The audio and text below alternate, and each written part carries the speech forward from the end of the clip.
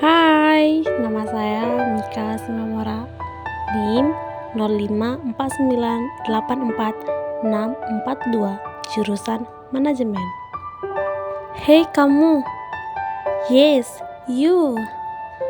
Tahu nggak sih kalau kita ini ternyata bait hidup? Nggak percaya? Ini buktinya. Tuhan punya pesan spesial buatmu lewat video ini. So, stay tune. Sebagai orang percaya, tubuh kita bukan sekedar wadah fisik, melainkan tempat kediaman Allah yang kudus, bait Allah yang hidup. Artinya, hidup kita seharusnya mencerminkan kekudusan, kasih, dan kemuliaan Tuhan dalam setiap aspek, baik dalam pikiran, perkataan, dan tindakan kita. Dalam 1 Korintus 6 ayat 19-20, atau tidak tahukah kamu bahwa tubuhmu adalah bait Roh Kudus yang diam di dalam kamu, Roh Kudus yang kamu peroleh dari Allah, dan bahwa kamu bukan milik kamu sendiri, sebab kamu telah dibeli dan harganya telah lunas dibayar. Karena itu, muliakanlah Allah dengan tubuhmu. Bait yang hidup dimaknai sebagai gereja multikultural yang mencerminkan Bhinneka Tunggal Ika, di mana ada dua yang menjadi bagian dari bait yang hidup. Yang pertama, setiap suku, budaya, dan bahasa menjadi batu hidup yang saling melengkapi. Ini didukung oleh Wahyu 7 ayat yang ke-9.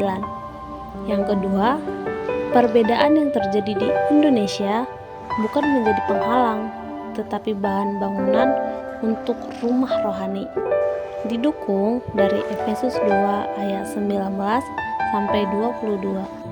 Selain menjadi batu yang hidup, kita sebagai orang percaya juga harus bisa menjadi sebagai pohon, di mana akar iman yang kuat, daunnya melambangkan perlindungan bagi semua. Dalam Yesaya 61 ayat 3 berkata, untuk memberi kegembiraan dan sukacita kepada orang yang bersedih dan berkabung, untuk mengubah kesedihan mereka menjadi lagu pujian. Mereka akan seperti pohon yang ditanam Tuhan sendiri. Mereka akan melakukan yang baik dan benar sehingga Tuhan diagungkan. Indonesia sendiri terbentuk dari keberagaman suku, budaya, dan adat istiadat. Dan Indonesia menghasilkan banyak sekali hal yang dapat kita lihat sekarang. Salah satunya adalah songket, batik, dan tenun. Nah, di pelayanan, apa sih fungsi itu? Di pelayanan, kain seperti songket, batik, dan tenun merupakan kain pelayanan yang ditenun dalam kasih. Seperti dalam Yesaya 61 ayat 10 berkata, aku bersukaria di dalam Tuhan, jiwaku bersorak-sorai di dalam Allahku, sebab Ia mengenakan pakaian keselamatan kepadaku dan menyelubungi aku dengan jubah kebenaran. Dalam hal ini, kain merupakan simbol pelayanan yang dilandasi dengan keselamatan dan kebenaran. Oke guys, sekarang kita udah di scene terakhir. Intinya, bait Allah di Indonesia bukan gedung megah, tetapi hati orang-orang yang mau membangun negeri dengan kasih. Bait yang hidup bukan tembok dan menara, tapi hati yang terbuka dan tangan yang bersaudara.